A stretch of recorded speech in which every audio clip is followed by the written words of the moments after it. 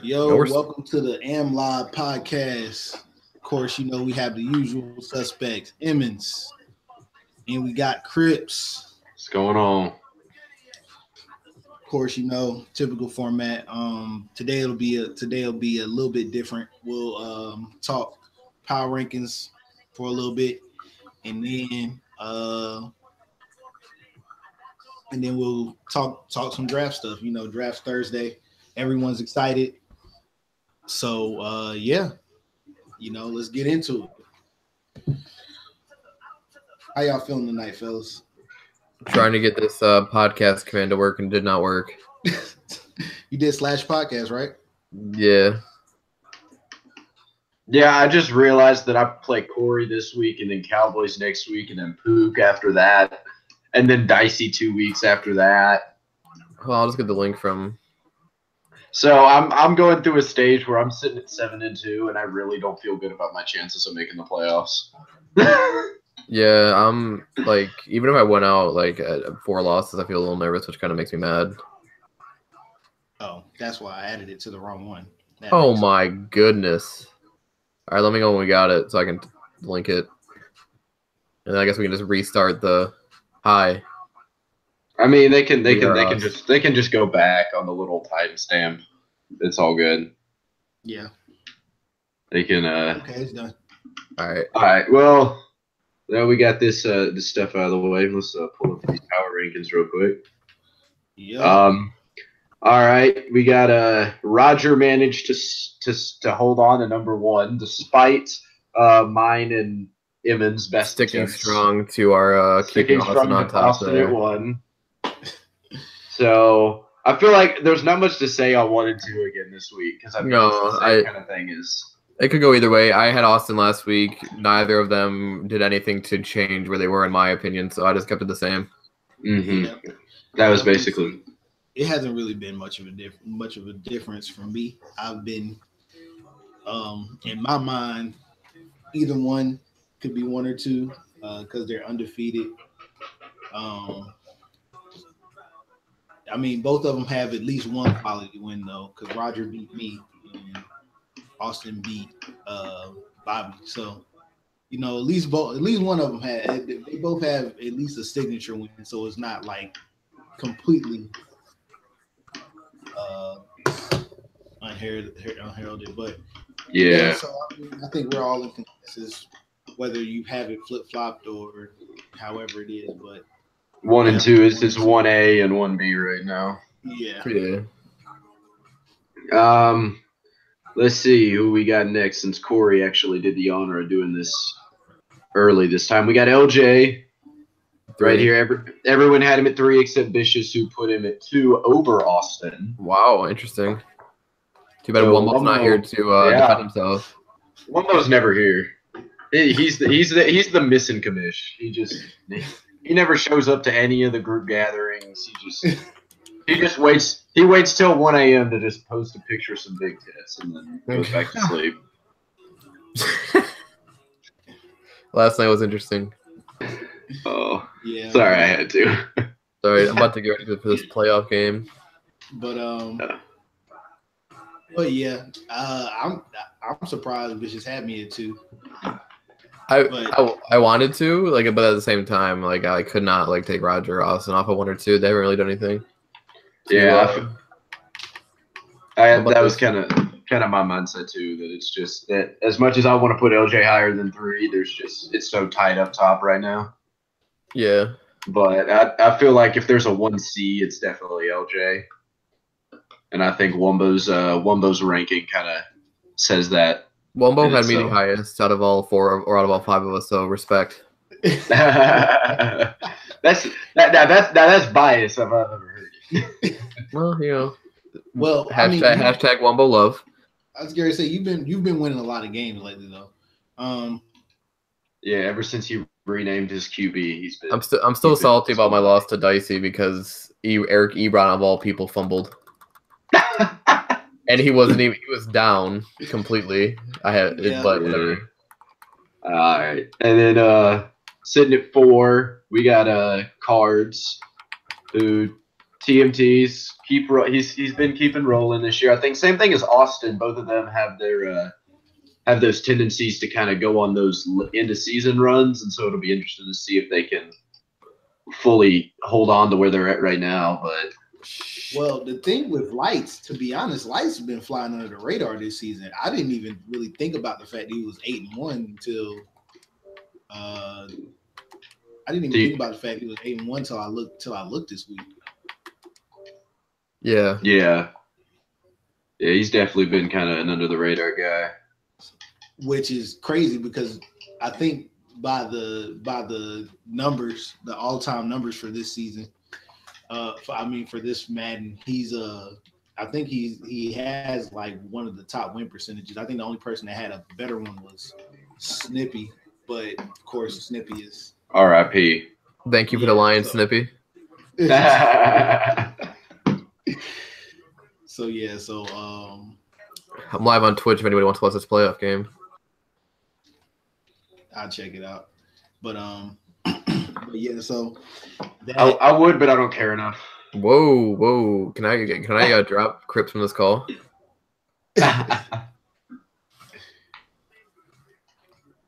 Okay, random little side note, but why did they get rid of quarterback offensive line development? Like for real, dude. Honestly, it killed me. It killed me in Oasis because I didn't win any awards with Mahomes or anything because of his injuries, and so I couldn't build that O-line either. So he just has a shitty O-line in front of him. I just sacrificed my O-line for the quarterback.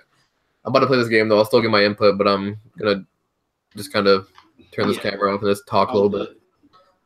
I'll be back. No, with that, I think people over abused it. I think that because literally everyone was doing that every week, quarterback O-line. So I think they did it just to kind of like level the playing field a little bit more. But I get it, but at the same time, it's like it's so unrealistic because your quarterback and your O-line are going to be so tied in. Like when you're like that, it's one of the more realistic development things you can do. And I just hate it because now I gotta. With my superstar dev quarterback in Oasis, I just kind of realized I might want to actually do some quarterback development, but I have to sacrifice my O-line to do it, which sucks, but it is what it is. All right, let's got a Pook at 5.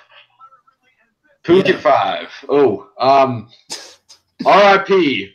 I don't know what else to start off with, but R.I.P. to Adrian West. Oh, it's fucking snowing, boys. Jags aren't used to this. So actually, it might benefit me more, given I don't really use my offense much. Yeah, Puka. Honestly, because to be real, the only losses he has this year, one is a sim loss, and the other one was to me. So I mean, Pook's been pretty solid this season, but where do you end up on the rankings? We all know fifth because the regular season. MVP juggernaut. So, and always the first guy to lose in the playoffs. Damn, he's officially taken that role over now that Snippy retired.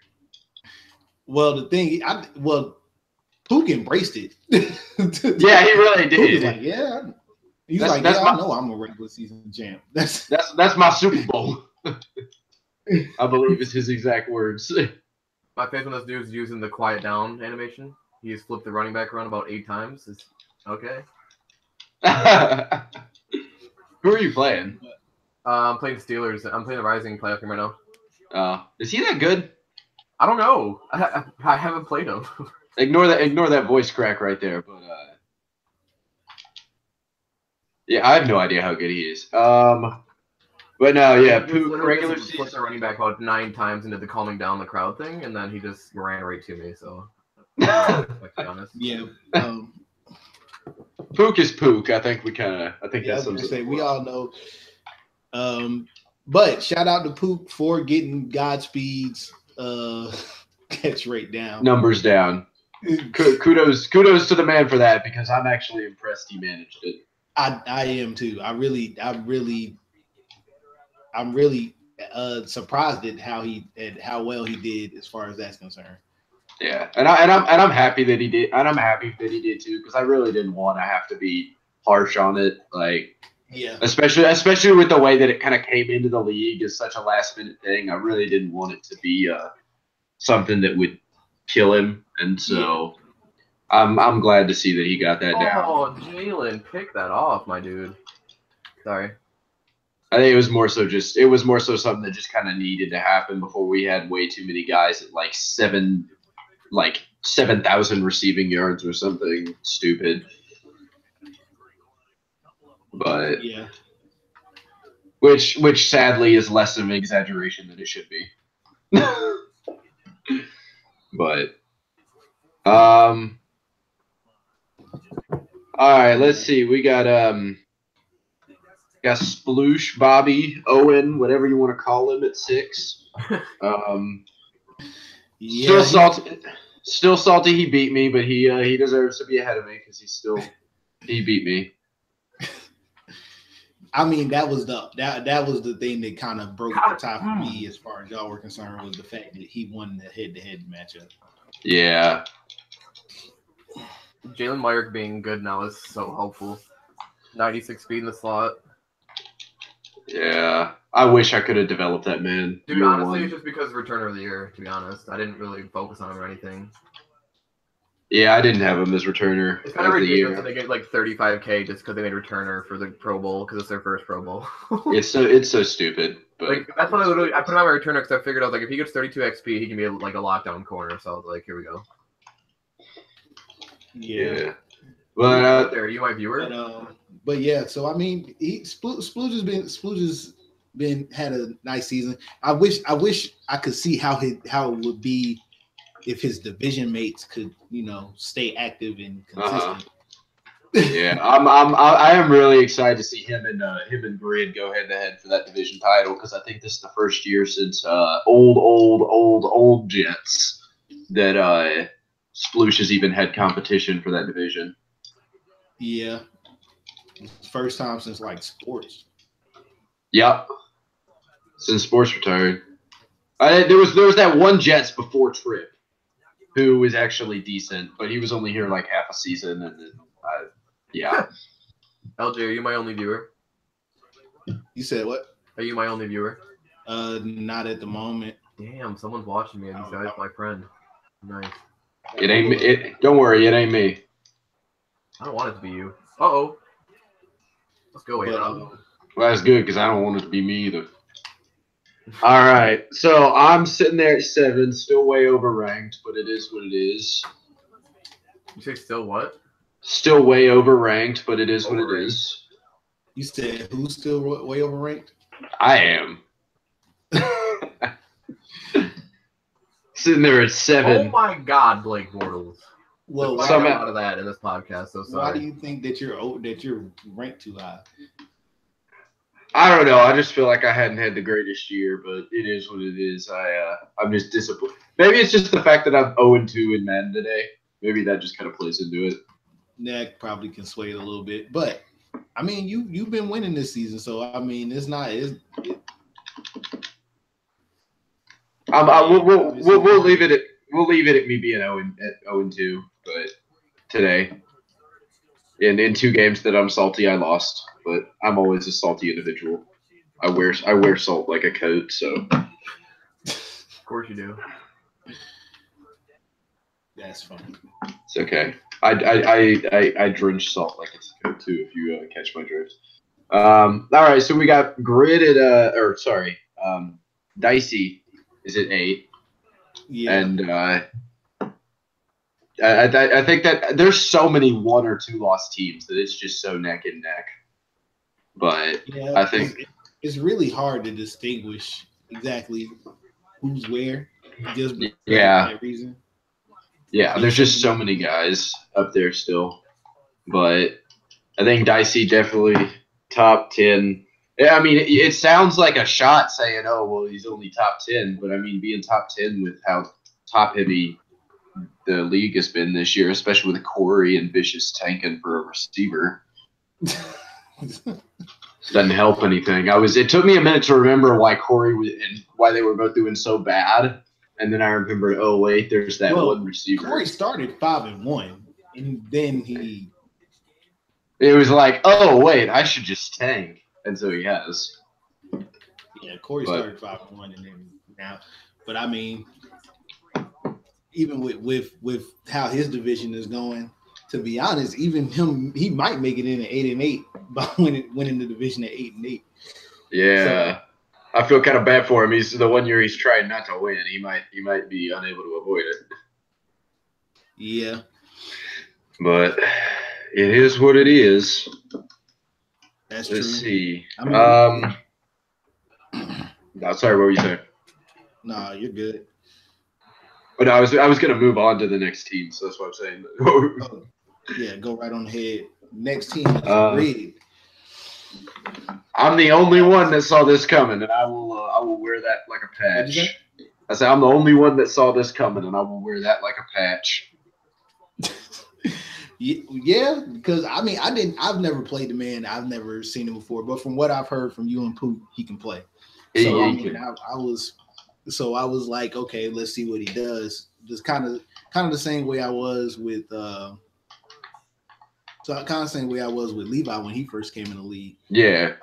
Just kind of like, let's see what these guys can do, because especially with the sliders and stuff we use, this makes it a little bit more difficult of an adjustment period to come in. As everyone says, they suck. Wait, who are we talking about? That's the pretty consensus thing that I hear from most people. But who are we talking about? Grid now. We're talking about Grid and Levi coming in and wrecking shop a little bit. Yeah. And how everyone says the sliders suck, but maybe they do. Who knows? Well, honestly, I think it made the game about as realistic as we can make it. Yeah, I like them. I like that it's a little different. But I'm also biased. But yeah, no, I'm glad to see Grid's having success with that team, because that team still definitely has a lot of holes. And so the fact that he's been able to, scheme together success, I think says a lot about him as a user. Yeah. And the fact that he's backing up what I was saying makes me feel makes me feel good inside, because I'm not lying, because y'all know I wasn't lying to y'all now. Yeah. Well, the thing is, we knew. I mean, because we all admitted on the first podcast for goodbye Leonard Fournette for the current season that he had a good off season. Yeah, so, he did. It wasn't so. It honestly, it wasn't really like a. So in my opinion, it kind of correlates, kind of how like Saints drafting as well as he has correlates to his current kick lag, love it. Yeah, I would agree. So and what? I better not be 9. Oh, good. Okay. I said something about checking the YouTube chat too, so I don't know what he's talking about there. I don't know. Pook's being Pook. All right, let's see. We got Levi at 10. It's literally as we were just talking about him. Both of the new guys being back to back. Yeah. Levi. I think Levi's earned that spot, that number 10 spot. I mean, especially taking over a team that literally the only piece that he actually cared for was Shaz. So, I mean, that's pretty much it. But I mean, he's done a great job with that team too. So, yeah, he has. Shout out to him. Yeah. In the budding rivalry between him and Cowboys, that is something fun to watch. That's definitely one way to put it. Fun to watch. Oh, and speaking of, I think we can kind of glaze over Corey, honestly, since he's kind of tanking. I was saying, so speaking of, I think we can kind of glaze over Corey since he's tanking now. So Corey's after Levi, and he's sucking it up the last 3 weeks, but that's supposedly intentional. And we got Cowboys, who, as we were just talking about, sitting at I'd have to I don't even Oh, there we go. Okay, at 12, Cowboys over at 12. Yeah. And yeah, that budding rivalry there, as we like to talk about, and that's always fun to watch because they both will go back and forth at it, and you never want to get one started on the other because then they just don't stop. Yeah, they'll just go. But it's kind of funny. But yeah, I think it's definitely Cowboys has been a surprise. We got quite a few surprises this season. The only one I don't think really surprised me was Levi, because even last season coming in and adjusting to the sliders, he still ended up taking that Eagles team to the playoffs. So I mean, I wasn't even. So I mean that to me, I figured he would have at least a solid season. Yeah, that hasn't been a huge surprise, I think, to really any of us, that he's done well. Another one of those good to see situations. Then we got Emmons at 13, holding it down in the teens like he's done for the last 3 years, because he can never consistently play Madden. So, surprised he's that kind of. He put himself in this position because 2 seasons, but it's totally his fault. I mean, he had the Madden burnout.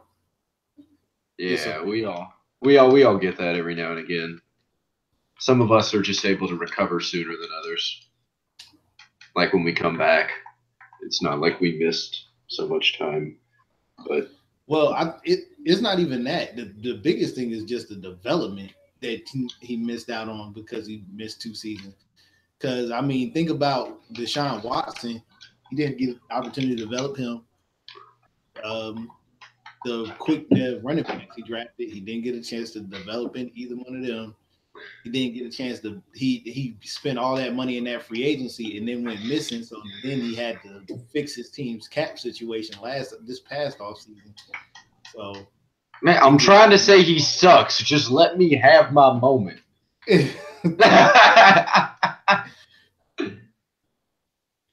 No, but yeah, he's been in a rough situation, and I think he's especially with that QB he drafted has done about as well as I think anyone could have expected. And kudos to him for that, for not completely sucking it up.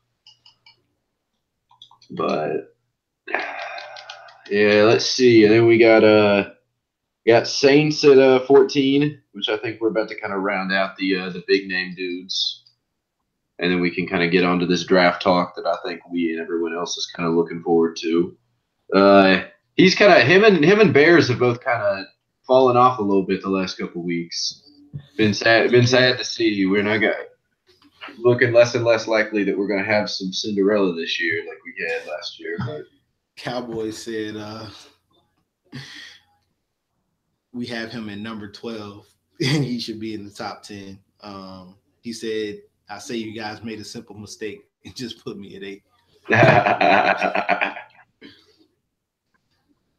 Well, I mean, the thing that kind of makes that a little difficult is because we have so many 1 and 2 loss teams. So when you have 3 losses, it kind of don't sucks quite so much, and then maybe you can get in the top 10. Just saying. I say as I play him next week. And so I'm probably about to say, don't let him come out there and thump you. I'm probably about to take a. Let's be real. I'm sitting here at 7-2 with one of my 2 losses to a 3-win Broncos team. Which I don't know how I'm at 7-1 playing a 2-6 team and lose a fair sin. Explain that one to me. I don't know how that. I blame the fact that my quarterback has 60 awareness. So Deshaun, he gets that awareness dump every time I play a game, or every time I throw a couple picks, and it's just an L from there because he just can't play in Sims anymore, even though he's accurate. But yeah, it is what it is. I don't Um. have to deal with Sims too often, luckily. Yeah, neither do I. So it kind of sucked that I think this is the first like fair sim I've had in a year or two, honestly. So kind of sucky, but it is what it is. Yeah, but I don't know what much can be said there because he's tanking too, but it is what anyways, yeah, for the power rankings, that's of course, you know, we have our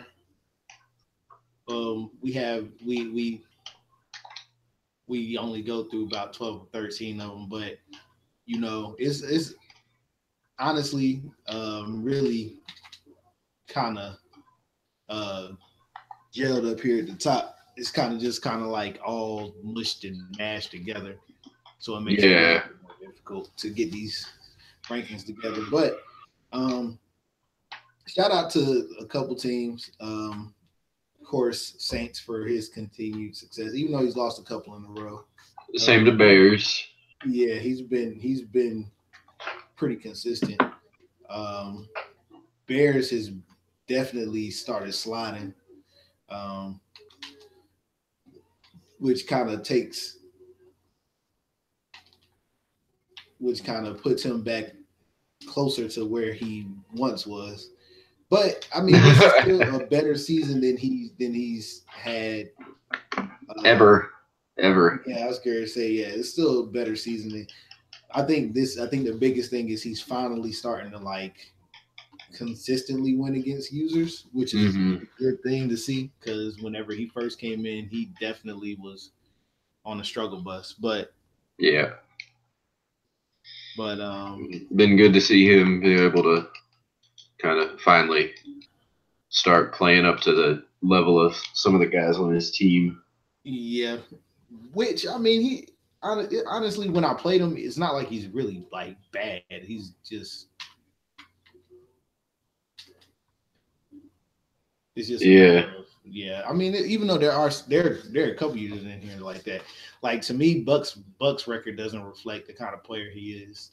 I agree. Oh, and by the way, Poop, there's no talk about a potential suspension because it's just a suspension. So, yeah, have fun with that. Sorry, I had to throw that in there. No, but I'd say yeah, there's definitely a lot of guys whose records don't necessarily reflect, especially some of the newer guys. It's still kind of hard to gauge and kind of throw them in, but. The Chargers is quietly 5-5, only half a game behind Corey. I don't know quite how active he is, but well, Lewis, the thing that makes scheduling him difficult. Oh, is that Lewis? Yeah, that's Lewis. He's overseas, so it kind of makes it difficult sometimes for him to schedule because a lot of times when he's available is during the day when most people are working. So yeah, it's like freaking TMT with his German issues. Yeah, lights. But yeah, man, like I think it's a lot. It's a lot going on, especially as we get closer to the playoffs and these races starting to tighten up. It's a lot to be looking forward to. I'm really interested to see how the bottom of this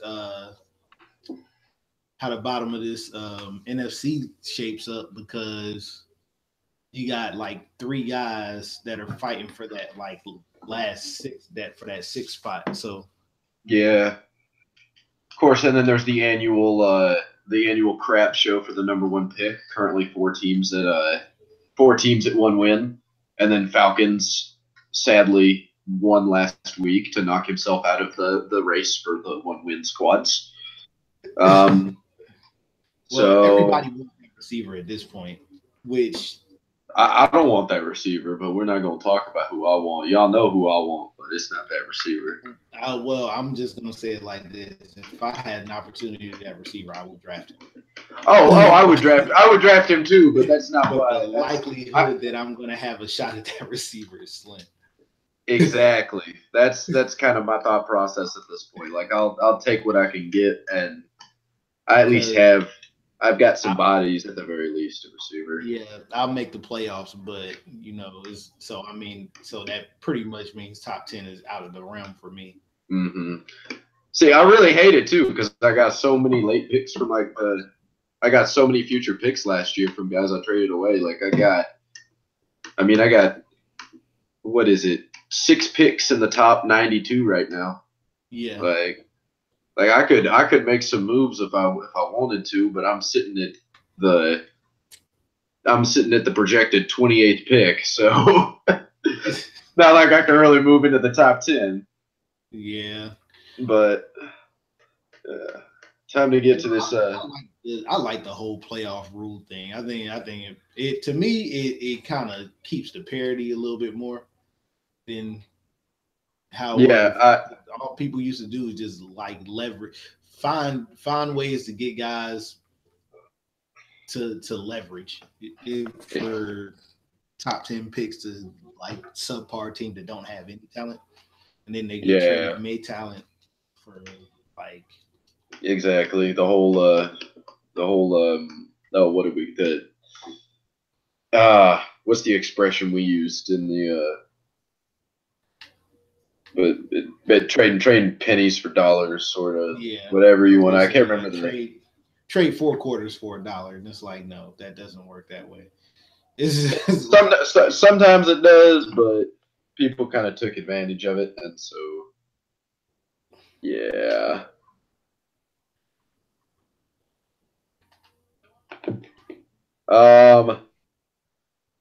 Hey man, I did warn you to kick the field goals. I did. What? I'm talking Pook. He's all pissed, man. I did tell you you should kick the field goals and not score and not run the score up. Yeah.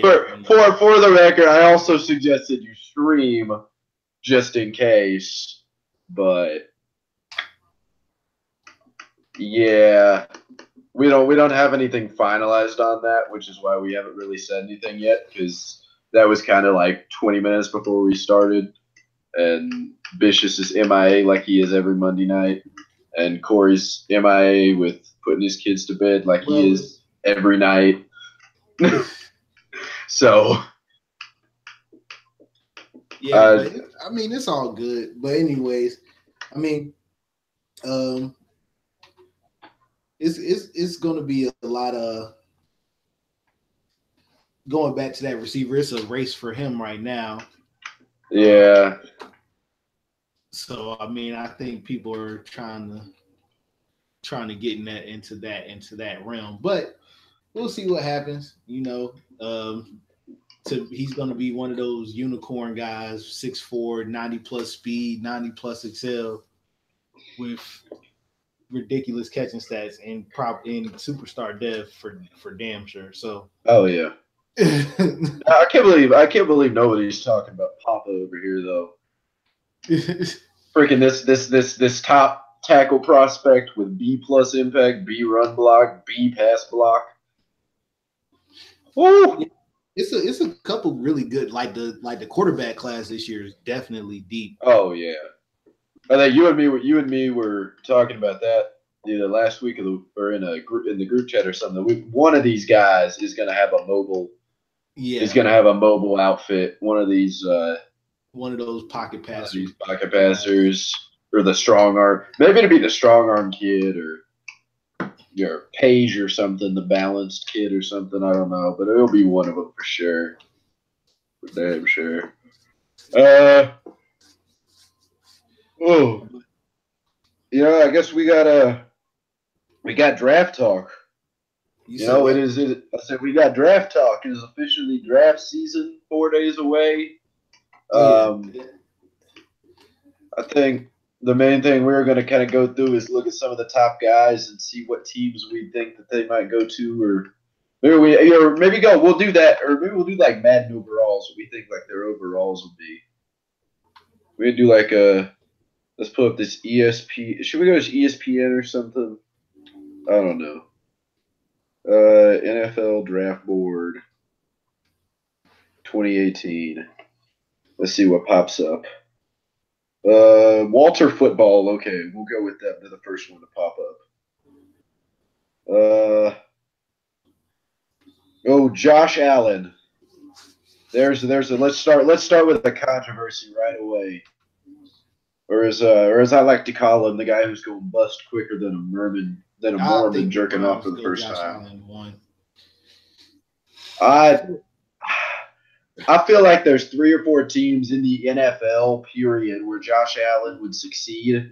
You said what? And I feel like there's 3 or 4 teams in the NFL where Josh Allen would succeed, and none of them pick in the top 10 picks. And so I don't think he's going to go to one of them. But I feel like he needs to go somewhere where you got either a well-established QB who isn't going to retire in the next couple years, who's not going to get pressured to have him start over them, and who's going to be willing to help him learn. Because, I mean, the man can't throw an out route. And if you're an NFL quarterback and you can't throw an out route, I mean, I don't know what you expect to do. If you can't throw outside the outside the numbers, like you got some issues. And he cannot throw outside the numbers. Well, I mean, the thing with Josh Allen, I mean, it's the same. To me, I think too many teams now are in that that mind state that a quarterback has to come out and start early.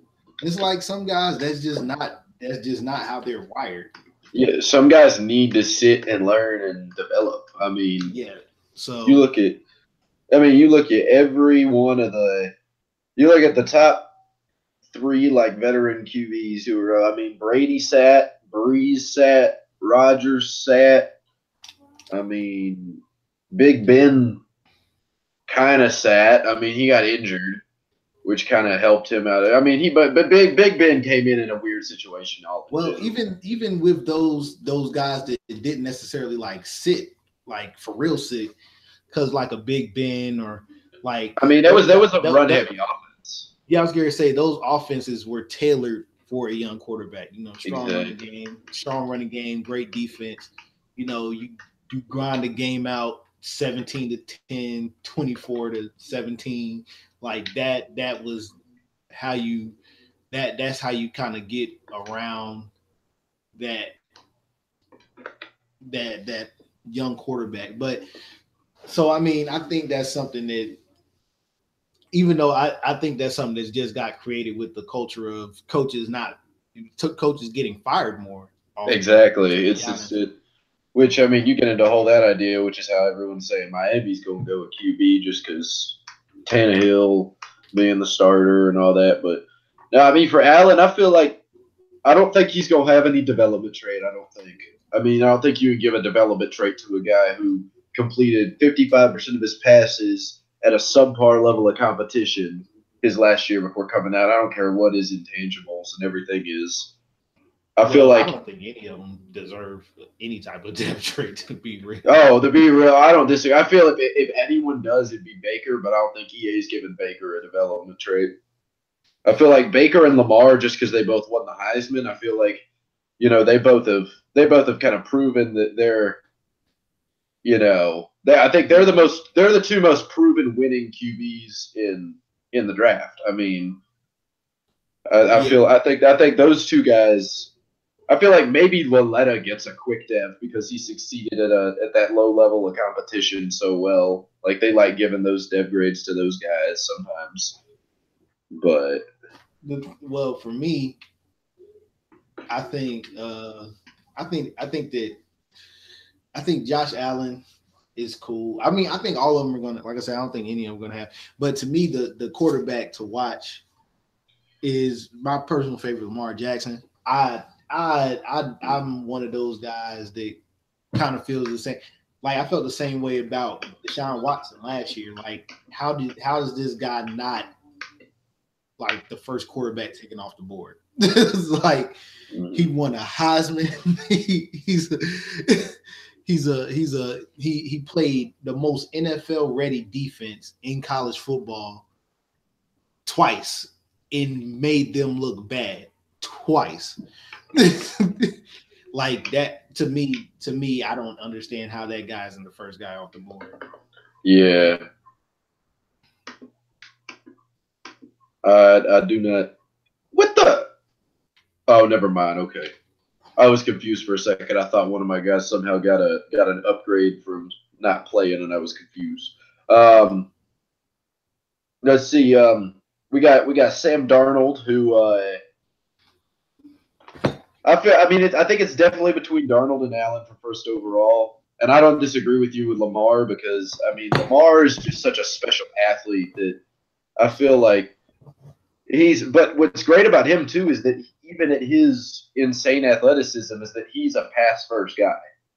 Yeah. That's what's I think so big about him because you look at him compared to a guy like Vic who would always take off the first chance he gets. And yeah, taking off was part of his progression, but it was never the first progression unless it was like a QB draw. I mean, he was going to look to make a throw. Kind of like, he reminds me almost of a Russell Wilson in that kind of sense, but a better athlete. Well, the thing with Lamar Jackson that I didn't even because I was always a fan of Lamar Jackson, but watching him play, actually watching him play when he came here to Carolina, I was just like, yo, this dude is ridiculous. Like, yeah. the dude is ridiculously talented. Yeah, he's got a lot of potential. I feel like honestly him and Baker have the most upside out of any QBs just because everyone's bashing him for this and for that and whatever. Like, I don't get why everyone's necessarily bashing Baker so much. I get he's short, but the man succeeded this much barring his height. Like, you get to the point where a guy, okay, we got Corey in here finally.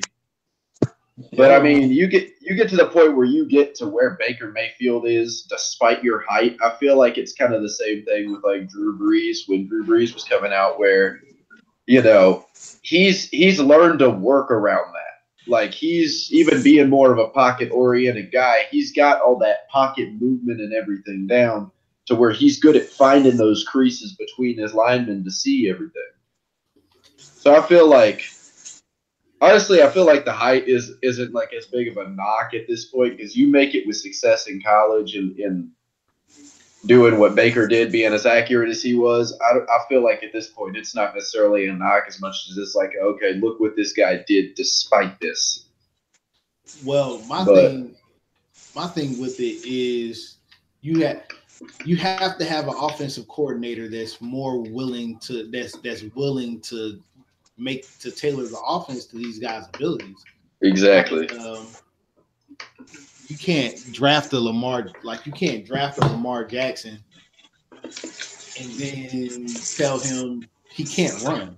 That's his most special ability. Stripping that away from him makes him a lesser player, and it's not the player that you drafted. The reason you drafted him was for that particular special ability, and you're trying to take it away. That's why I really didn't like when Carolina said this year they wanted to kind of take some of those runs off of Cam. And it's like, well, it's a part of what makes him special. It's what makes Cam. That's one thing you accepted when you drafted Cam Newton was, hey, this guy's not gonna play till he's 40. You accepted that when you drafted Cam Newton. Exactly. Like, injuries are going to happen with a guy like him, with his play style, with how he is. But he makes it special because he's still such a talent anyways, and that's just part of his game, and he's so dynamic. Yeah. But, it's the same. It's the same thing with Lamar. It's the same thing with Russell. It's any of these mobile QBs where they got that kind of talent with their legs, you don't want to take that away because then you're asking them to play with one hand tied behind their back, or I guess one leg if you want to be a little more literal. Yeah. So because we haven't seen a guy with this particular skill set since Michael Vick. And even then, I think this guy's a better passer coming out than Vick was. He is. He may not be the same straight line speed runner that Vic is. Granted, he's pretty special in his own right because he's not a quarterback when he runs. He's a running back, and he's a special running back when he's in the open field. But he might not have Michael Vick's pure straight line speed, but he's got the agility, he's got the moves, and he's a better passer coming out than Vic was. And Vic was the first overall pick, and I don't see how Lamar's not in that contention. Like, I don't. Yeah, former I think Heisman winner, and literally he might have had one of the least talented teams in Division I football, and Oh yeah. somehow made them relevant. So to me, that kind of supersedes a lot, especially. But that's how it always is. At this point, a guy being labeled a mobile quarterback or a dual threat quarterback, it's almost disrespectful to call someone that now because the first thing people say whenever they hear, mobile or dual threat quarterback, oh well, he can't throw. And it's like that's not always the case. I think Lamar Jackson can throw. When you throw for 3,800 yards. I think it's more the fear that they're going to get hurt. Yeah. But that's not the knock that people say, though. The thing people always say is he can't throw. The thing people always say whenever they hear mobile or dual threat quarterback is this guy can't throw. But and it's really not the case with Lamar. I mean, yeah, he's got some accuracy issues, but most kids got accuracy issues coming out of college. Yeah. I mean, it's not like he's sitting here like Josh Allen completing 55% of his passes at a group of 5 school playing group of 5 opponents every week. Like I hate to bring Josh Allen back up into this, but like it's not like he's playing ACC football, completing better percent of his passes to honestly a probably similarly, maybe slightly better receiving core. I mean, a lot of it with him, he makes the reads and stuff in what's a pretty complex offense that he's got full control of. Really what it is just that he isn't quite at the it's a lot of technique and footwork and stuff for him. But he can if he works on that, he's golden. 40, 60. But sorry. To be fair, a lot of the things that you're saying are similar to what they were saying to Manziel, minus the off the field stuff whenever he was coming out, because he was a better pocket passer the year before he came out than his Heisman year. And he was doing it against SEC competition. Yeah. Well, there's more negatives, and the best success story is Michael Vick, and there's a lot of negative things with Vick as well, off the field and then on the field as well. Well, yeah, I feel like the thing with Manziel though is that even he's come out and said like he had he didn't put any work in film or anything like that. He had no motivation to do anything except party and drink and do drugs. And I think it showed. I think that's the biggest difference between like Manziel. I don't think Manziel didn't work because he didn't have the talent to do it. I think it was more of a commitment. I don't think football was his top priority. He didn't want it. So, for guys like that, typically it does not end well. No matter how much talent you have, if you don't throw yourself into it, especially at the NFL level, like you're not going to find a lot of success typically. But I'd say, it's kind of the same thing for Baker. You look at, a lot of people. Really, Manziel's kind of been the comparison for not just kind of Lamar in a way, but for Baker even more so because of that same kind of elusive pocket presence play style. But Baker's all, yeah, he got like a DUI or whatever like a year ago, but he's not. Like the fight, he's fiery, passionate, wants to win. Anyone will tell you he's a great teammate, that they want to play for him kind of guy. You look at Manziel. Nobody was saying that about him coming out. Manziel, it was all like, oh well, he's doing all this partying and everything and all that. And I think that's kind of the biggest thing is that Manziel's kind of tainted the pool a little bit in the sense of how he just with his play style and everything and how he kind of compares to guys has kind of made it harder to evaluate some of these guys coming out, especially these guys with, personality and stuff and with, like that fiery competitiveness because like Baker's got an edge to him. But I feel like he directs that in a much better way than Manziel did. Well, to me, that's the thing that makes Baker Mayfield such a toss-up because it can go one of two ways. That fire and passion, draw it up in the dirt backyard type of style can make him Brett Favre, or it can make him Ryan. so it kind of is one of those kind of dicey situations where it just takes the right situation for it to really work as optimal as possible. Exactly. But I mean, no one's a surefire guy this year. I mean, really, no one is. But people try to say certain guys are saying nobody ever knows. Nobody's, especially QB. QB is the hardest position in pro sports to evaluate, and I think anyone of any sports, anything will say that is. And as much of a cliche as it is, it's true because as much as you can evaluate guys and their talent and everything, I mean, you got to know what's going on in his head, and you don't know what's going on in his head, and you got to know this and you got to know that, and you just don't. And I mean, that's why there's so much of a toss-up with quarterbacks, and why there's even the best evaluators have a 50%, 60% success rate because it's an impossible position to evaluate. I mean, you're flipping a coin every time you take a kid. Yeah, it's never an exact science. Yeah, like I said, some guys you draft them, and they're guys that aren't gonna fully reach their potential until 3-4 years down the road, and by that time, a team probably moved on from them. So I mean, it's touch and go in most situations. Just ask Jim Plunkett. And now Eagles and Cowboys get into it in the chat. I really for real though. I mean, Jim Plunkett drafted by the Pats, wash out and won 2 Super Bowls with the Raiders later in his career. I mean, it takes guys time.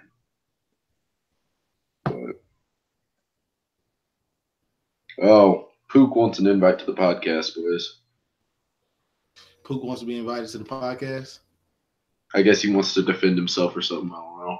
Defend himself for what? Okay, whatever.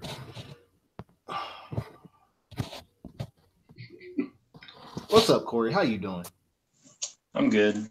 I was going to say the whole mobile quarterback thing, why I like Lamar, it's just you said coach what? speak.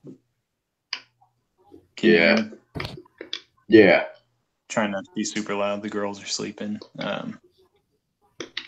But the reason Lamar won't go that high is just because you have too many RG3s and Johnny Manziels and. But he's not RG3. Unsuccessful. His talent is completely different. Even RG3 was talented. It was just that injury, and he could never recover from it.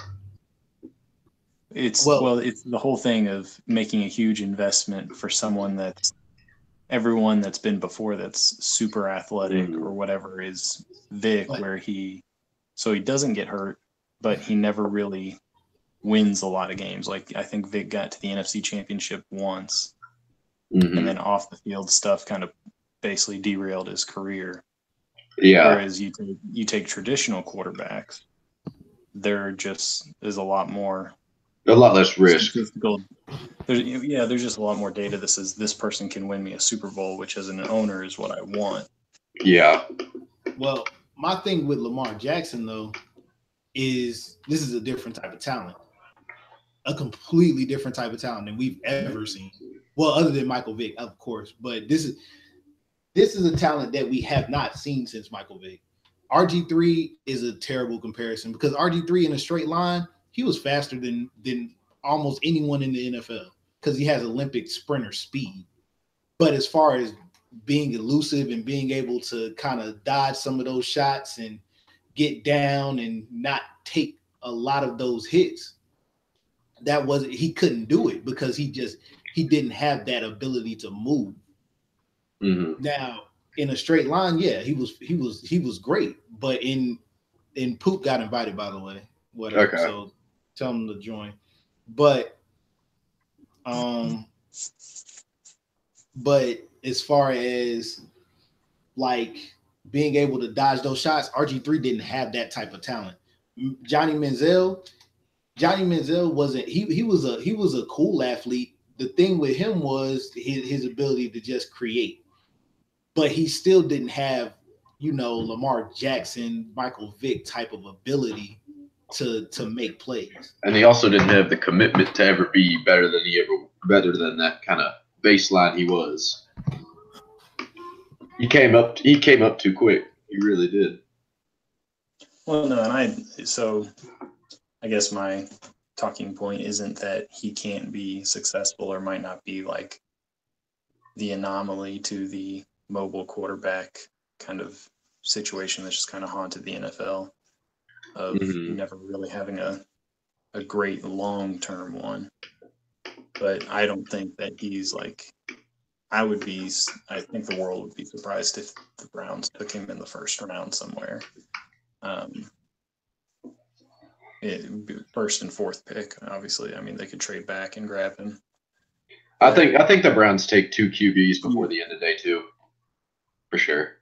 Like the only reason I think like Cam went number 1 as someone that was seen as kind of a mobile type quarterback was because of his stature. Like I feel like it was looked at like he's generational. Like you won't see another mobile guy this big that can take shots that we could maybe convert into a pocket passing quarterback because of his size and kind of have a Michael Jordan type career where he's doing all kinds of athletic crap in the early parts of his career, but then as he ages, then he'll be a great pocket passing quarterback. Whereas like RG3 and Vic, like those kind of guys, even if they're elusive or not, their frames can only take so much. Yeah. And it is more of an injury risk because they're putting themselves out there more than a traditional pocket passer. Speaking of real quick, since they both muted themselves, you want to run this game? Oh, yeah. I'm getting ready to take a shower, so I was going to jump off and then I'll be able to play. All right. And now LJ's back as I say that. What?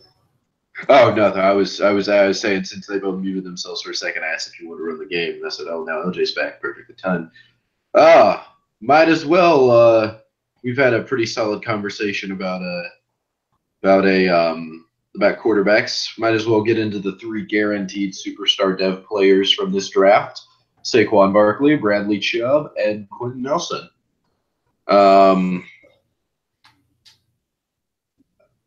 Well, Saquon Barkley is going to be the man child. Saquon Barkley is about to have 90 trucking with like 93 speed and like 90 elusiveness, and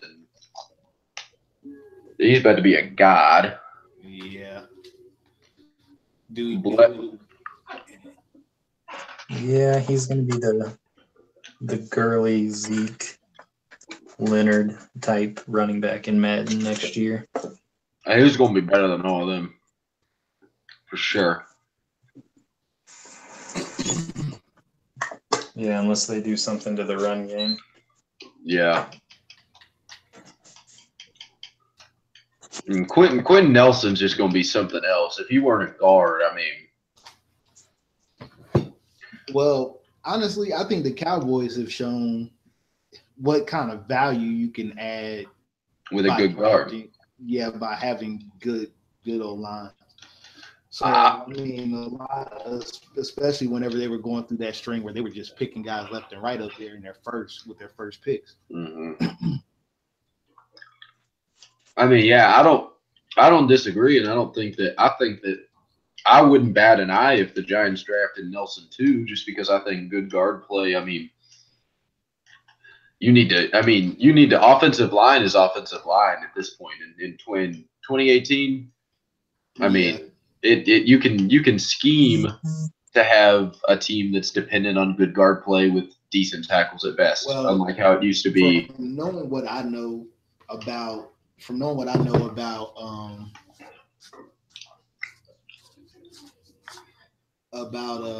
what's his name? From knowing what I know about Gettleman, he's not using that. He's not using the top pick on the offensive line. I don't think he will. I think it'd be the smart move. But I don't think he will. I think the more I listen to stuff, like I don't think he drafts a QB, honestly, just because I feel, as I've said so much, that I think that they've done so much to bolster the idea that they think they can win now with Eli. And if you think you can win now with Eli, you don't draft a quarterback because you've used that pick to get a game changer to put around him, whether it be Saquon or the thing is, they drafted Wayne Gallman last year, and they didn't get a chance to see exactly what he brings. So to me, their biggest issue last year was offensive line play, because when your offensive line is bad, it trickles down to everything. Exactly. Because your quarterback doesn't have time to throw the football, meaning your receivers don't have a chance to get in rhythm, meaning and they can't block, so your running backs can't get any type of can't get any type of hold to run. It just it's a problem that just runs down from the offensive line if you have good offensive line play. So, and like I said, that's why I think that that Nelson would be the best pick that they could make there. But I don't know if which is why I think the Giants honestly might trade down. But at the same time, I don't know where they necessarily trade down to, because they've already, reports are coming out. Buffalo's not going to trade that high up because they'd have to give too much. And I don't know anyone else that outside of maybe Denver that would even be willing to trade up to 2. And I don't know, maybe you could trade with Denver, but if I'm Denver, I wouldn't make that trade because I think it's just going to be too steep of an asking price. But yeah, push come to shove, I think you take the best. If you're the Giants at 2, I think you say screw traditional positional value, and you take the best mix of BPA and team need, which would, in my opinion, be Nelson. And I would say if I'm the Giants, I take Nelson to 2 and I call it a day, because I see that O-line was the biggest need the team had last year. But they could also go Chubb, and maybe that's why they traded away JPP. Well, the thing with to me in the first round is you draft the best player available unless you have an overabundance at that position. Like, it makes no sense if you already got 2 really good receivers. It makes no sense to draft like a third one. But I mean, that said, everyone criticized the Jets when they took Leonard Williams because they had Mo Wilkerson and Sheldon Rankin and Sheldon Richardson. Yeah. I mean, look how that turned out with everything, and now how smart of a move was that by them to overdraft that interior D line. I was going to say there are better ways to spend that pick. Yeah, I still think looking back, Leonard Williams was the best pick for them to make. I think really the mistakes came with the Richardson and Wilkerson picks, but I mean, really, I think, first round, especially when you're that high, you don't plan on being that high. Really, if you're someone like the Giants and you're not the Browns and you pick up that high every year, you take the best guy on your board. Get a 10 or 15 year starter, and it won't matter what position it is. Yeah. I mean, really, like, no one's gonna bat an eye if you take a guard at 2 and then he's a Hall of Famer 15 years from now. No one's gonna say, "Oh wow, I can't believe they took an offensive guard at 2." Because you took a guy who was an All-Pro multiple times and went to the Hall of Fame, which I'm not saying that that's necessarily what Quentin Nelson's going to be, But you look at a lot of everyone saying everything about him, that he's the best guard prospect to come out in the last 15 years, whatever, this and that. And, if that's your guy and that's who you feel good about, that's the guy you take. Yeah. If it's Saquon and you feel for one way or another that he's that much more of a difference maker than any other running back in the draft, that he's invaluable, you take him. Because if you get a Hall of Fame running back second overall, no one's going to bat an eye. Most people don't value running backs that high. Exactly. Again, I think, to me, there's been, especially lately, there's been more cases of drafting a running back later. There's been the position's been devalued so much that I think people don't see the value of like a Saquon or anything like that, because they're like, well, you can find that guy pretty much anywhere. But it's like there's some people that just have like supreme talents that you just can't find that guy. Yeah. Like you don't find Saquon, in anything outside of the top 5, top 10 of a draft. Like, exactly. And it gets to a point where it's like, okay, if you're that high, take whoever is the best guy. And that's where I think like a lot of times you see teams forcing quarterbacks and stuff like that, but really those are teams that are perennially down there. I mean, those are the guys that are taking a quarter. I mean, your Cleveland Browns of the world. And I mean, quarterbacks every year, every other year, whatever. And I mean, if you can build a team, I mean, you look at what Jacksonville did. Granted, they forced a quarterback with Bortles when he really shouldn't have been picked there, but they built a team around him that ultimately allowed him to be more successful down the line when they built more of a team around him. I mean, you look at the same thing with the Eagles, who won a Super Bowl with Nick freaking Foles as their starting quarterback, and that's nothing against Nick Foles, but he was playing Tom Brady.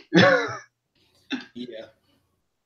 I mean, if you can build a team around those guys, whether that be with your D linemen or your offensive linemen or your skill positions, like if you have whatever high of a grade on somebody, don't look at this position or that position and say pigeonhole yourself. I mean, take that guy that you feel so certain about that you think that one way or another you're not going to be picking there again because you took him. Yeah, but that's. I agree. I think it's like I said, I think it's just more of a guys. GM's overthinking it. Mm-hmm. It's like you have to, in my opinion, take the best guy that's there, especially like you said with those top picks, those top 5, 10 picks. Those are so vital to franchises because if you miss, you could set your team back for years. Yeah. So though, to me, it's all about at that point taking the best guys, especially whenever you're like sitting in a position like the Cleveland, like the Browns, where you have, pick 1 and pick 4. Mm-hmm. You have 2 opportunities to get this shit right. That's what I've been saying is, honestly, if I'm Cleveland, if I have so much of a higher grade on Barkley and on Chubb than I do on any of the quarterbacks, I take those 2 guys. I take 2 difference makers that you could. And I get the whole thing with Saquon of like, oh well, you do his you do his 5th-year option and it's $20 million. Don't do the 5th-year option then. Just sign the man to a long-term deal so you're not paying him $20 million. But exactly. But I mean, you're also looking at that's with inflation of everything else. By the time he's done, $20 million for a running back, maybe 10 million is now. It's rare, but it's not unheard of. Yeah. And it's guys that at the premium of their position, which, I mean, if you think Saquon Barkley is about to be the best running back in the NFL and you got a surefire grade on him, I don't see the issue with it.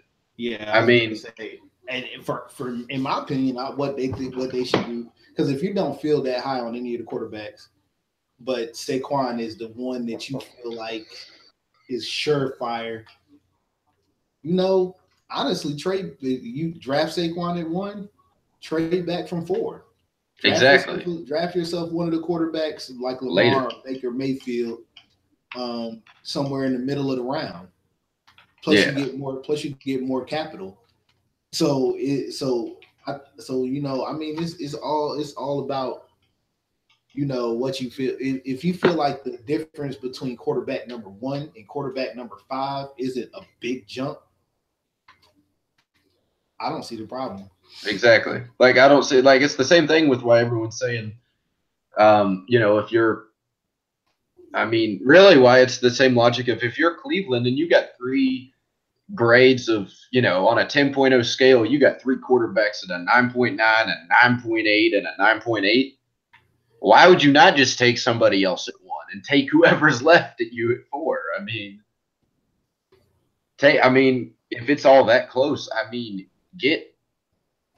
give yourself the pick of the litter and take whoever you think is the best fit, because, I mean, really, that's kind of, I mean, as much as you want to value the quarterback position, and I get that there's, you know, that whole logic behind quarterback being the most valuable position, I mean, you still got to put 21 other starters on the field. Yeah. I mean, you can ask Drew Brees how easy it is to single-handedly carry 2 sides of the ball for 4 years. It don't go. I'll give you a hint. It don't go well. I was going to say, not everybody is Aaron Rodgers, where he can literally carry the load of a horrific defense, below average receivers.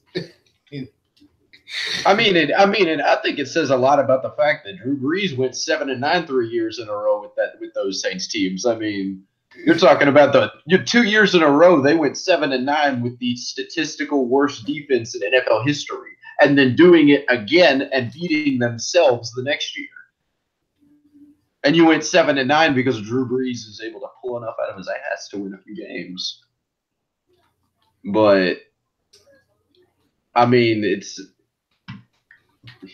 I don't know. I just think that you're that high. You take your best guy. You take who you think is going to be the best guy, and you solve the rest of it later. And plus, I think Trent Richardson, that the ghost of Trent Richardson still haunts their mind. So I don't know if they feel I'm sure they feel really uneasy about, because Trent Richardson had a really high grade when he came out too. I think his grade was like a 90. It was like a 93 or something like that. Yeah.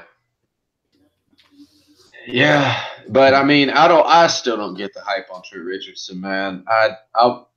He was a slow plodder. Like, he couldn't catch. He wasn't very good at pass blocking. He was. I mean, yeah. I don't have words. And I watched him in Bama. Like, I would have easily taken TJ Yeldon over him in the draft. I would have taken Kenyon Drake over him. He wasn't a dynamic player. He was gonna get what you gave him. Maybe a yard more because he was so fat he would fall forward. Well, I mean, at that point, Trent Richardson was quicker though. He was quick. He could see the hole and jump cut, and he's there. But I mean, it's easier to do that whenever you have like easily the best offensive line in college football. Oh yeah, you dominate literally everyone you play. Exactly. I mean, he was, but I mean, he didn't have the vision of anyone else he played. I mean, it was, if the hole was in front of him, he got it. But I mean, he wasn't even like a Kenyon Drake. I mean, Kenyon Drake had better vision than Trent Richardson did. I mean, none of them matched up to what TJ did. TJ had the best vision of any backup. I love TJ Yeldon. I still love TJ Yeldon. I still think that had Jacksonville traded down 10 picks and drafted OJ Howard and accumulated some other draft picks and started TJ Yeldon, that they would have done better last year than had they had Leonard. Because I mean, TJ was more explosive than Leonard was. I mean, And that's not anything against Leonard, but I mean, Leonard's just he wasn't as special as people were trying to like hype him up to be. Like I didn't like the pick when they took him at 4. Well, to be honest, Leonard Fournette to me is he was a huge piece to them getting to the conference championship game last year. He was. He added a lot to that offense, and that's not me trying to say he didn't add a lot to the offense, and people weren't always focusing on Blake Bortles throwing the ball 50 times a game. He gave them an element of respect to the backfield that they didn't have before. But the thing about TJ Yeldon, I think he's more of a complimentary back. I don't think he's a guy that you give the ball to. No, he is. I think he proved that at Bama. He's not big enough for it. But I think he's a great change of pace back, especially in that offense, being a third down change of pace guy. Because especially as you build that O-line up more, if you can focus on that O-line more, I mean, he's a guy where if you give him a decent O-line, he will find holes and shoot through them. And that was what he did so well at Alabama. But then spent the first 2 years of his career playing behind the worst offensive line in the NFL.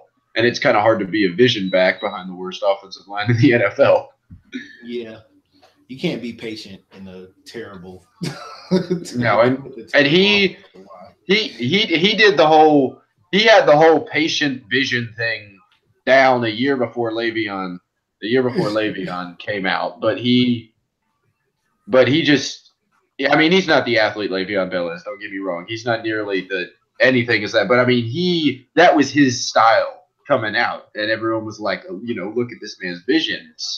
It's whatever, but. He was never put in a situation where he could succeed with his talents, which is, I think, gets back to the whole idea of, no matter how good of a player you are, your situation does matter. Yes, it always matters. And I think people think that there are guys that transcend schemes, and there really aren't. I mean, there may be 2 or 3 in the NFL at any given time that could completely transcend a scheme at each position. Maybe that many. And I think that's really pushing it. Can transcend schemes.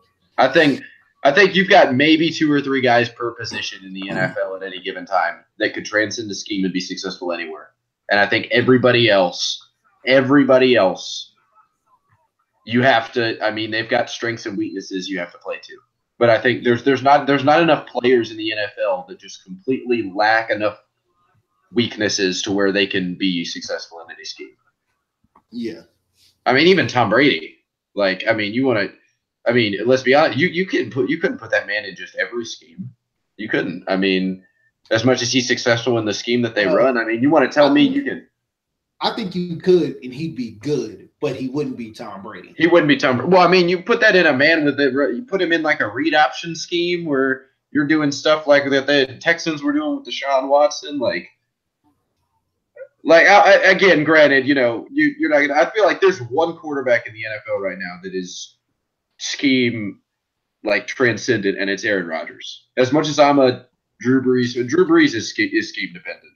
I mean, Drew Brees is Aaron Rodgers is. Aaron Rodgers is to me is one of the most special players in NFL. He's one of the most special NFL players I've seen. Dude is an all-time great player, like legitimate all-time great player. Yes. Those times when guys say stuff like that, they're kind of stepping and reaching a little bit. Dude is he's a Aaron Rodgers is a baller. Exactly.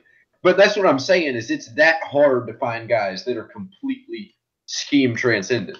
Because I mean, you're looking for a guy that's an all-time great, and then even then, not every all-time great is scheme transcendent. I mean, I think the second most scheme transcendent QB in the NFL right now is Russell Wilson. I'll be straight with it. Russell's the number because he can do so much. Because he has so much. Because he gets beat up. Oh yeah, Russell Wilson. I completely believe all the stuff that he said he's gonna leave Seattle if they have a down year this year. I can totally see that happening because that man's got to think about his future in the NFL. And you don't have much of a future in the NFL getting sacked 70 times a season. Yeah, because that O-line is atrocious. It is atrocious. Welcome back, Emmons. How bad did you lose your game? We don't lose around here, buddy. Ooh. Oh, did you win? Yeah. One of the most annoying games. We had like 8 drop picks, kick lag all game, but we made it.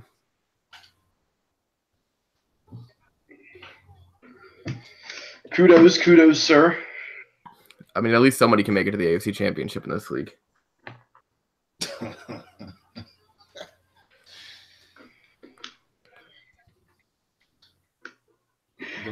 But, it took you having the most OP Madden team in existence to actually make an AFC Championship game. Congrats. You know, I've actually made 3 Super Bowls in this Madden, but I take offense to that.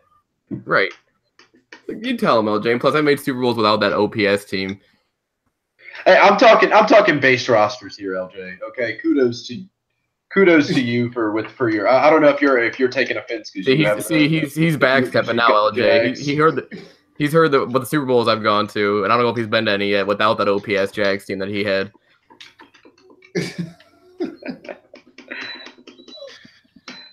In all fairness, I'm talking about LJ's Panthers team, but base that base. Hey, he's lost for words now, LJ.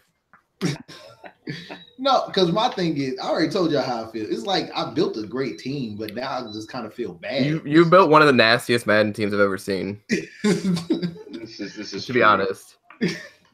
This is totally true. Like I don't even, bro. Like that shit's crazy. I didn't even expect that team to get like that. It just happened. I was like, well.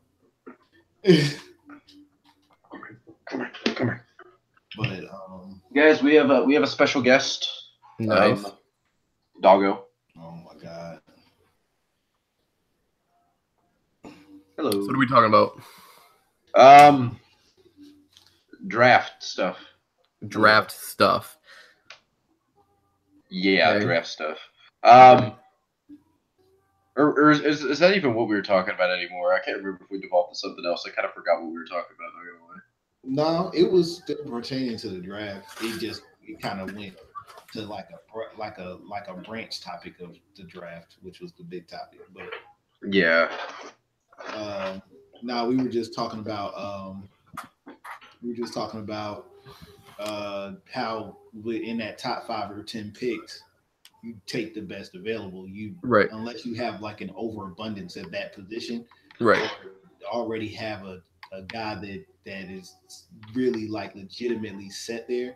You take the best player available. It doesn't because those are picks that you can't miss on because you can set your team back for years if you do. Exactly.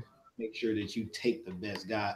And this all goes to what we were talking about the Browns, where it's like I understand you want your quarterback, but if Blake Bortles got Player of the Week, lovely. Sorry.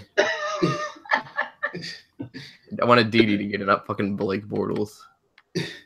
But it's like if quarterback is taken, if you have all of the quarterbacks and they're graded around the same area, but yet Saquon Barkley is your top rated guy, take Saquon at 1, and then you go from there. But because one of those guys is going to be available at 4. There's no way that there's so there's no way Chubb and Barkley are both gone up or both gone up 4.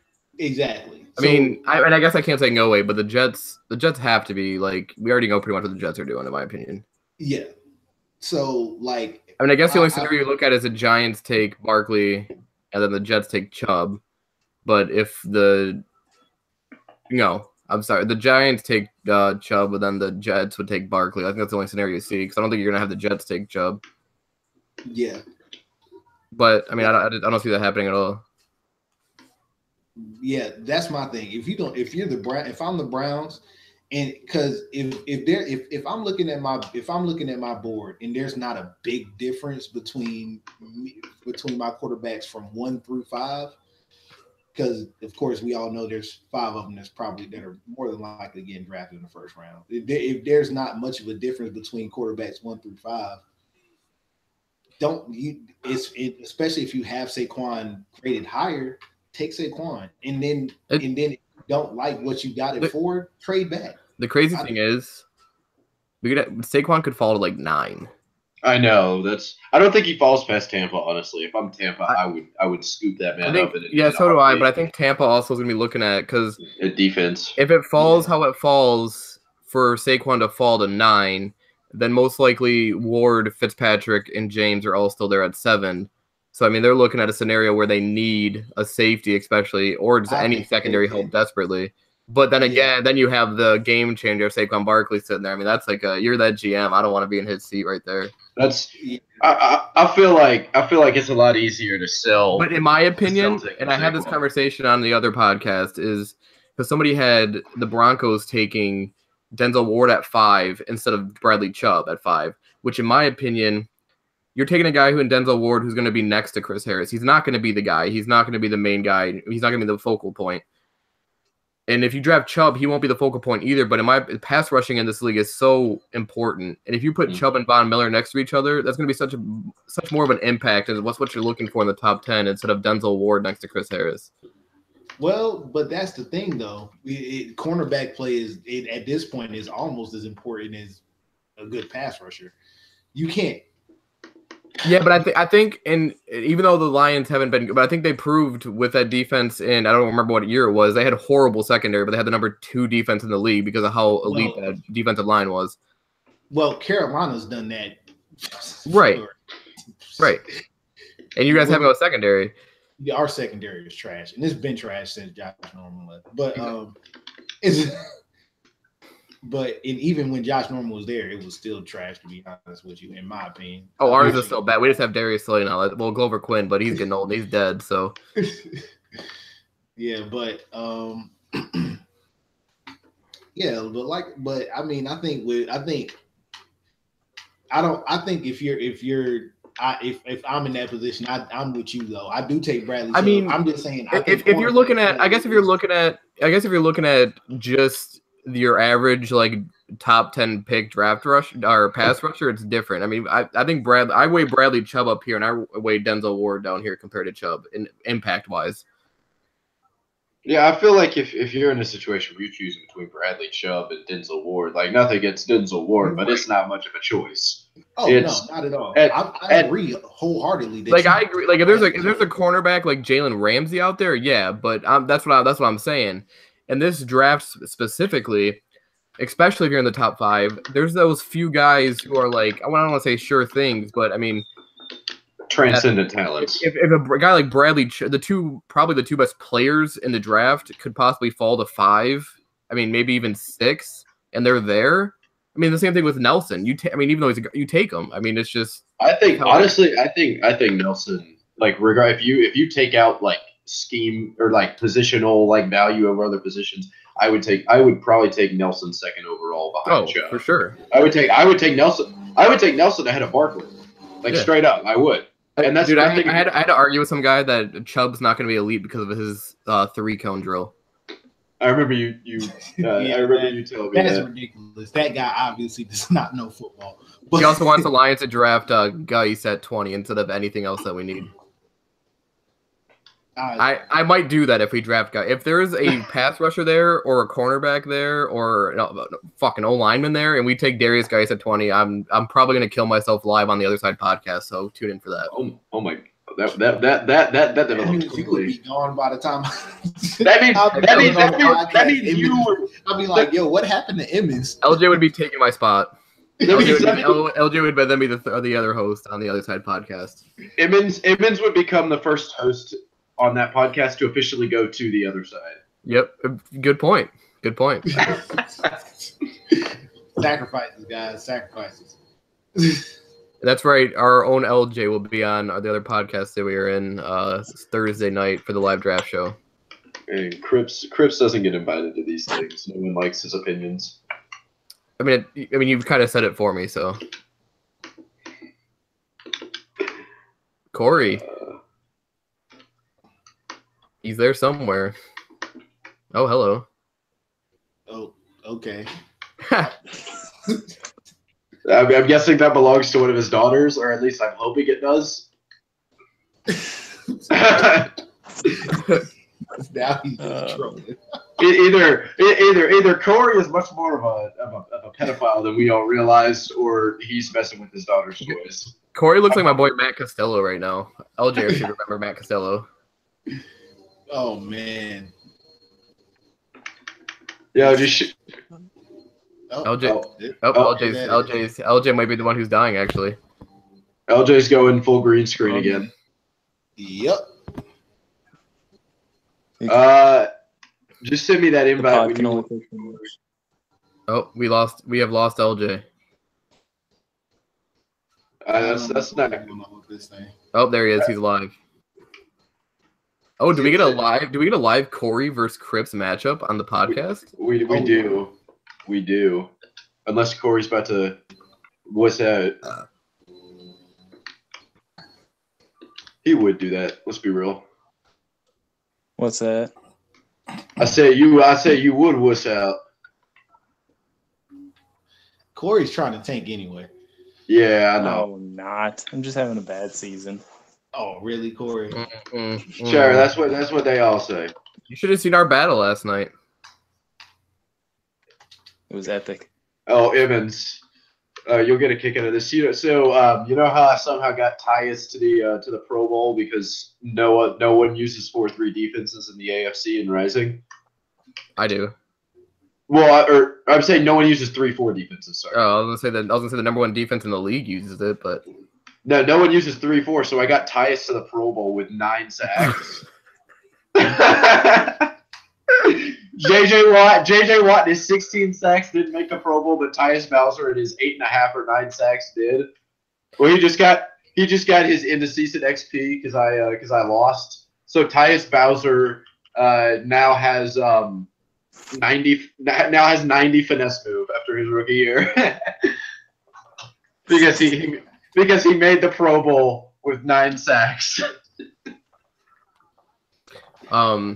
I don't think people understand that the new college game is not going to have real college teams. Yeah, they're gonna have the option to like make everything. Well, right, you can like literally create everything, but it's not going to be like base in. People are gonna have to make it, yeah. But because I watched the sad thing is that's still like 2 years away, and like I have no idea if I'm still gonna be even like playing Xbox like that in 2020. Yeah. I know. Sorry to disappoint you guys. It might not be a commission AMLoB in 2020. But I wouldn't want you as my commission 2020. I'll be running for presidency by then, so you'll be my vice president. And I'll be your vice president? Yep. We'll run the world, buddy. Bet. Nah, I watched Sim Football Critic, and he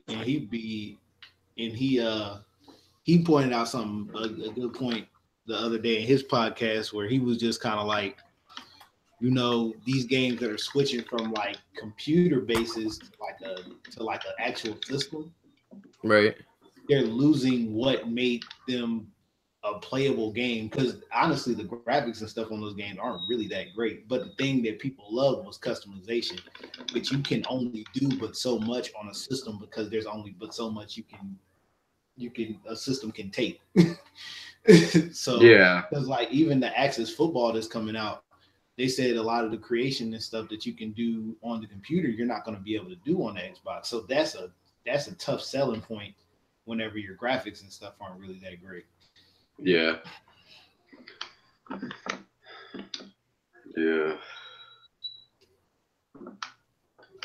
In other random news, my boy, who's a huge Cole Beasley fan, got a autographed picture of Cole Beasley this evening at a banquet. So kudos to my dude.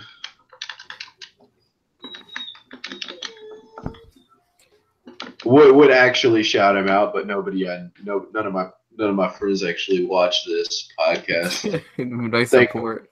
Thank God, because I would get roasted. So getting roasted is part of life. Get over it. Yeah, I know. I trust me. I know this. I get roasted on the daily. I've already gotten roasted repeatedly for having to make a Twitter for that other league. You had to make a separate Twitter. Yeah, for the guy who came over from PlayStation. That's the graphic dude. We had to make a Twitter for his thing. Within 30 minutes of me making it, one of my friends finds it and posts a picture of it in one of our group chats. It's like, yo, what is this? So what do you do on said Twitter? You have to tweet out after your games, and if you don't tweet out for at least 6 games, you get kicked out of the league. That sounds fun. Yeah. Sorry. But if you tweet out for every game, you get a free superstar dev player. So that's too much. Way too much. That's way too easy. Every year. Oh, sweet. That's so I'll have much. Yeah. So I don't got a problem doing it because then I'll have me a superstar dev squad by year 4. Everybody got that superstar. Really feel some type of way about being ranked 12. You know? Oh, is he still going on about it? Who's ranked 12? Cowboys. Don't worry, Cowboys. I'll fall from 11 soon enough. Well, Cripps plays him. One spot. Cripps is gonna beat him, to be honest. Bro, I'm about to take a fat L. I don't know what you're talking about. That's a lie because Corey's not trying to win at this point. I'm talking about Cowboys. Oh, I don't think Corey. I don't think it's that he's trying to lose. I don't think it's that he cares if he loses. Corey's trying to lose. Corey's trying to lose. I need to go back and watch the stream, Evans, because I probably ran man like 90% of my plays. And I probably could have scored more if my offensive line wasn't so horrible because you blitzed so much. My O-line was just like panicking the whole time. They were kind of scared, to be honest. Well, to be honest, I really wasn't blitzing that much. It was a lot of like cover. It just seemed like they were. So that's how bad my O-line is. So it's okay. Poor Lewerke. He tried. He still threw for 400 yards though. So thanks for running, man. No problem. Nah, my game against Levi was a tough one, man. That joint was crazy. Where is he? I don't even see him talking about being number 12 anymore. Well, no, he just sent me a DM. He sent you a DM about it? Jesus. Yeah. This man is triggered. Is this Giants and Oasis? The ranks. Where did I end up at? It's not that. No, he's just fucking around. It's just funny. I'm here to say, yeah, this is more of his personal battle against Eagles. I'm just fucking around. I'm 13. All right. I can't believe you muted yourself so you couldn't hear me talking trash. Hi. What? Yes. Muted myself. Or you weren't talking when we got to your. Oh yeah, I know. I didn't want you. I muted my mic and I just took my headphones out because this game, dude, it was like the most annoying Madden game I ever played. Like due to lag wise, not like because of the Madden BS. Although there was say that until the next Madden game you play. No, it wasn't because of EA or anything. It was like just like the lag. There was really only like one EA thing, and it was 3rd and 17, and I called underneath and an out route, and Jalen Ramsey just dove forward and didn't even touch the receiver, but they called pass interference. And then you got a touchdown right after that, so that was fun. But other than that, it was pretty even EA wise. Well, at least you won. Yeah, I gotta play the Broncos, Chan. And then either Pook or Roger in the Super Bowl. You should be able to beat Chan. He's honestly he's not. Yeah. He's not that good. I've played him before, and he beat me by 3, but I don't even remember what league that was. I didn't think he was that good. I just couldn't. My team can't stop the run. Yeah, I mean you don't really have that good of a team, so I don't know how I don't. I somehow scheme myself into no offense to anyone in that league who's listening to us right now, but the AFC is pretty bad. So yeah, it is. I mean, it literally the 4 best users were probably playing in the divisional round. So gotta give Pook a shout out to his efficiency of using his receptions. If you all didn't see the stats, 4 catches for 178 yards and 3 touchdowns. Yeah. I saw that. Oh, in the blowout game. 70 to 7. The 70-7 game. Lovely. Yeah, we'll be discussing that one. Yep. Dun dun dun. So don't worry, Poop. Your suspension's coming. Oh yeah, Emmons, you weren't here when that happened. I saw. I was when he was talking about in the chat or something that we weren't talking about a suspension. He went up I think chat talking about it. Yeah, I saw it. I didn't say anything in chat. I just kind of looked at him and said, "Don't worry, Pook. Your guy's suspended. It's coming. It's coming. We're just not really talking about it. I mean, there's no point talking about it because we all know what's coming. It's not like a league discussion or anything. Yeah, it's funny just because he like I would go, you know, he asked me, he goes, wait, were they all that mad? And I was like, yeah, they were mad. And he goes, what the OneNote is like pulling up and not going away. There we go. So my face when Wumbo said if we started on time he'd be here, but broke our hearts yet again. I might have to find me a new Wumbo. We legit started at 9.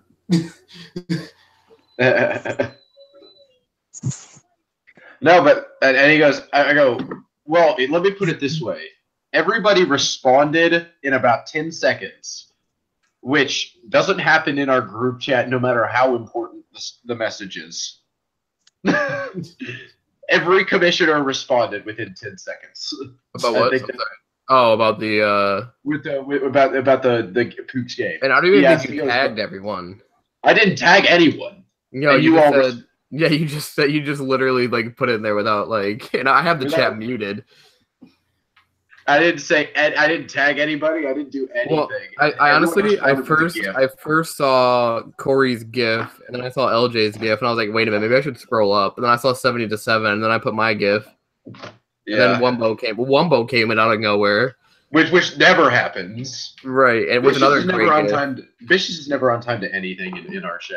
I just love that us as a commish group can communicate through GIFs and understand each other completely. And then there's me, who I didn't really need to post one. Like, it's not like we were joking about the conversation either. We were like seriously like upset, but we were just like posting GIFs in there, and we were like, yeah, we're pretty fucking pissed. Yeah.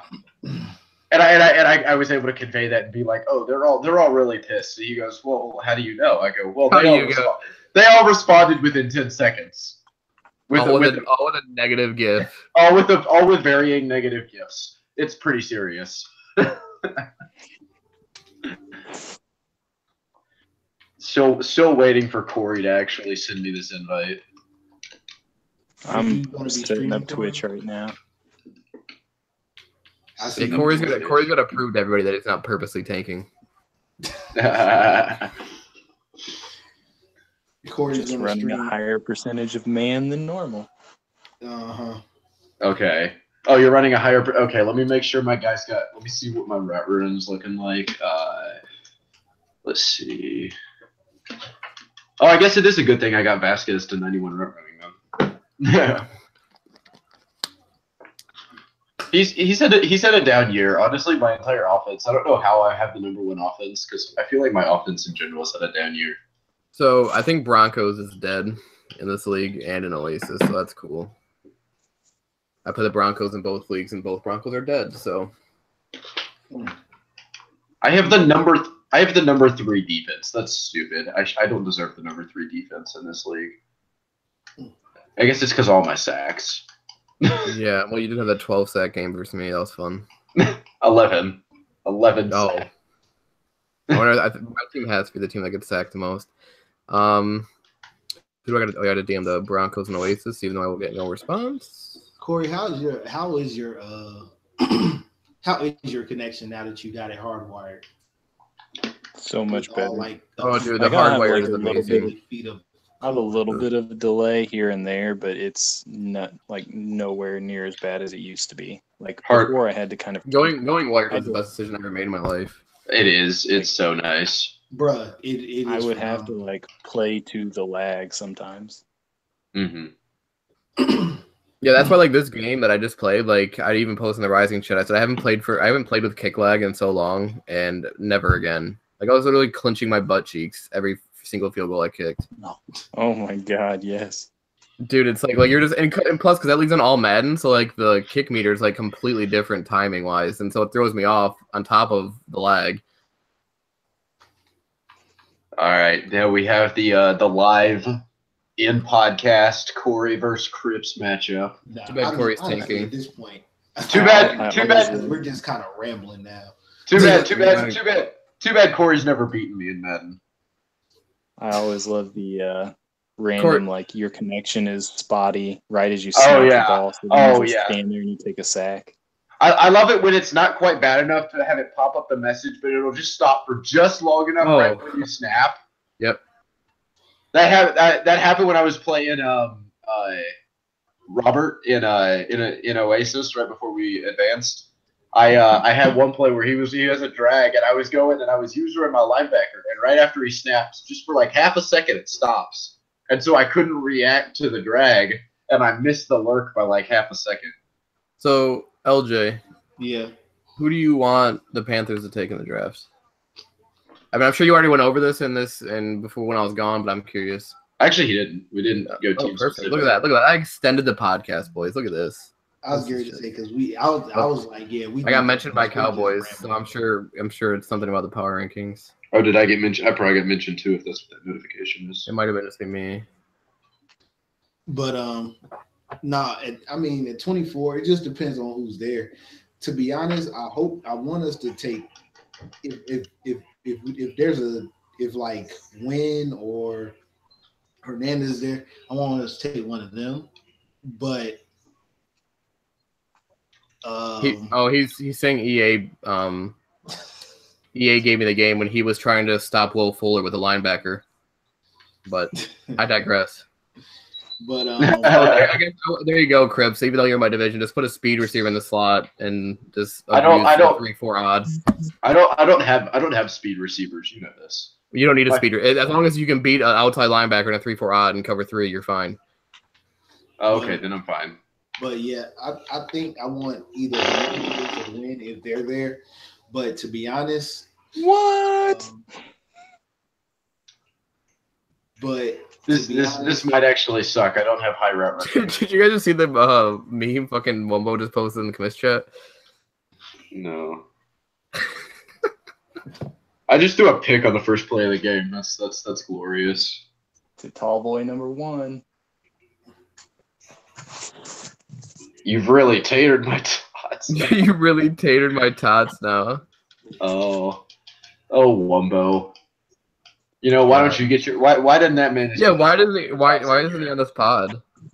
He needs to get his little tater tots in here before I tater him for him. Let him know we're working on hour 2 to 3. Crips with the dad jokes. That's all I make. Okay, the actual dad in here isn't even making any dad jokes.